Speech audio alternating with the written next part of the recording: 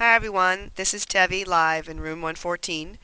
Welcome to Early Battles Part 3. This will be the final screencast of our first half of World War II.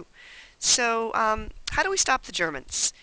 Pictured here are two great leaders, FDR and Winston Churchill, the Prime Minister of Great Britain, and they're discussing what do we do with Europe.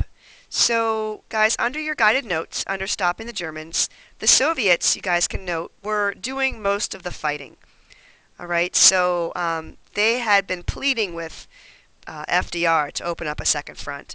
So under B, Stalin was very appreciative of the U.S. His country received supplies from the U.S. through the Lend-Lease Act. So as allies, we were able to give him supplies for the war. And guys, if the British and American troops opened a second front and attacked Germany from the west, this would certainly take pressure off of them. So that's under C.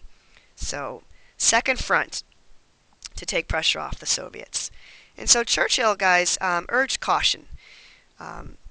Very conservative. So he said, well, let's attack the periphery.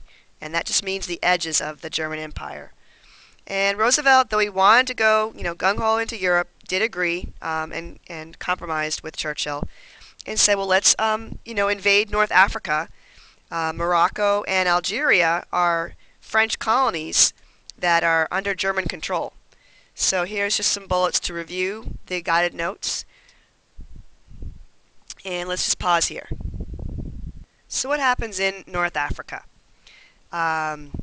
Roosevelt decides to go there for two reasons. So under A, guys, please put down, one, it would give his army some experience without requiring a lot of troops. And two, it would help the British, who are trying to fight the Germans in Egypt. So that's for A. And guys, Great Britain needed Egypt because of the Suez Canal. It was located there, and most of Britain's empire sent their supplies to Britain through this canal, and I'll show you a picture of that. So it's very strategic and important for the British to hold on to the Suez Canal and not let the Germans take it. So a couple of the names I want you guys to know would be Rommel, Eisenhower, and Patton. And we'll get to this date in just a little bit. Here's just a kind of a review bullet for later on. But please look at what's going on in Algeria and Morocco over here. And over here I have pictures of the Allied troops in the desert. And you guys definitely need to know Dwight Eisenhower and General Patton on the left. And the Desert Fox. So guys, under C, Desert Fox, put his name down. It's General Erwin Rommel. It's R-O-M-M-E-L. And he got his nickname, guys, because he was brilliant. He was very tactically sneaky and smart, and he led the Germans, guys, in North Africa, known as the Africa Corps. All right, guys, just back to Rommel. Let me find him. Sorry, guys. So he is the reason why we do so badly in this battle later on called the Kasserine Pass. But let's go to the Battle of El Alamein. So it was a 12-day battle. I wanted to show you guys the location of the Suez Canal here in Egypt and note why. Look at this. Look how important it would be for us to keep these supply lines open. So under D, guys, I'm not going to tell you much about the battle, but the British, after 12 days, were finally able to force Rommel, the Desert Fox, to retreat. So this was a big sign. And the most important thing I put here in the bullet on this slide, guys, it kept the Germans away from our oil resources in the Middle East. So that really is most important to keep us going in the war. And remember, the Desert Fox strikes again because the Battle of the Kasserine Pass, that's under letter E, was a disaster. So the Germans outmaneuvered us, and we suffered heavy casualties, up to about 7,000, guys, casualties. And we even lost our equipment. I mean, we were really disorganized. So 200 tanks were lost. The commanding officer there was actually fired, and Eisenhower put Patton in command there to fix the mess that was created. So heavy loss there, guys, under letter E. And to finish up this struggle for North Africa, Under F, guys, American British forces finally were able to push the Germans out. So the last German troops in North Africa surrendered in May of 1943, but it certainly was not smooth sailing. And I'm going to ask you on our test this week, what is this political cartoon saying? So take note. Alright guys, we're getting there. The Battle of the Atlantic. So this is pretty amazing what the Germans are able to do to us. Under A, guys, German submarines were entering our coastal waters. I mean, I was just down in Florida and South Carolina and Georgia, and those coastal waters were now inhabited by German submarines. Pretty scary.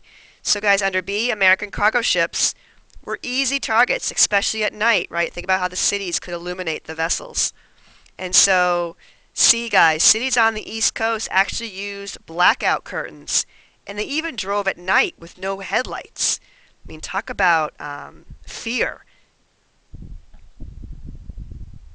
All right, guys, and pretty amazing. By August of 42, guys, Germans had sunk over 350 American ships along the East Coast, and many were oil tankers. So under E, guys, gasoline and fuel, they had to be rationed. And the first long-distance oil pipeline from Texas to Pennsylvania was built. So we had to really watch our supplies. The convoy system was used in World War I, if you remember. So we brought it back, guys. Under F, cargo ships traveled in groups escorted by Navy warships. And this slowly began to prove effective. Not overnight.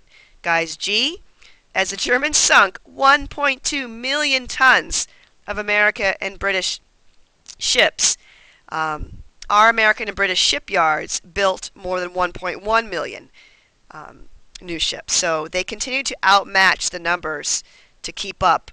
And guys, also there's new technology like radar, sonar, and depth charges that help locate and attack German submarines.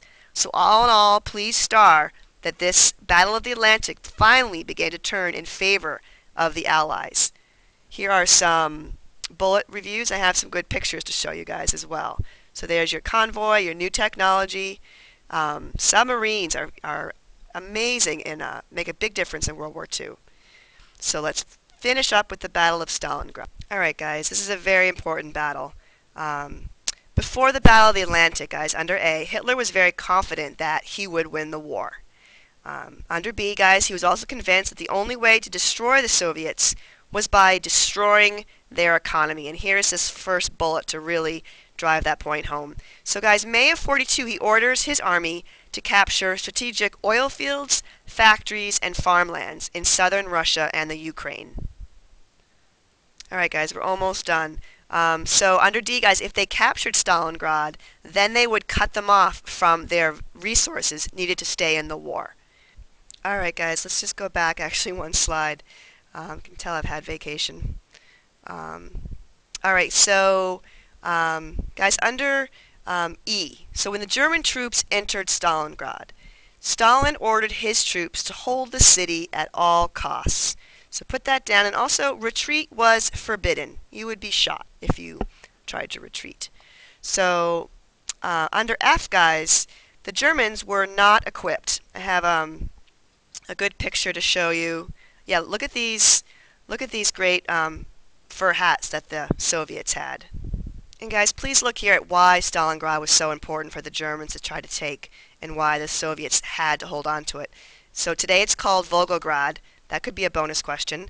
But look at the Volga River, how it connects down to the Caspian Sea. It's also a major railroad junction, so the Soviets could not lose this area. Alright, so in this battle, guys, these freezing cold Germans, hungry, they get trapped. So guys, under G, Soviet reinforcements arrive, and they surround 250,000 German troops. They trap them in Stalingrad. So brilliant move by the Soviets. February of 43, guys, 91,000 Germans had surrendered, and only 5,000 of them survived the prison camps. Here's a pretty horrible picture. Here are the Germans and the Soviets here on the right. So guys, each side lost nearly 500,000 soldiers. Put that down for I. I'm going to show you some footage of this battle on Block Day. And guys, to finish this up, Germans were now on the defensive. Stalingrad was really the turning point, just the way Midway was for us in the Pacific. So Germans were now on the defensive. I know I promised 7 minutes, but I'm sorry, I'm a little rusty from vacation. So hope you guys have a great night, and I will see you all tomorrow. I hope you all do your homework so we can start planning our Term 3 party. Signing off.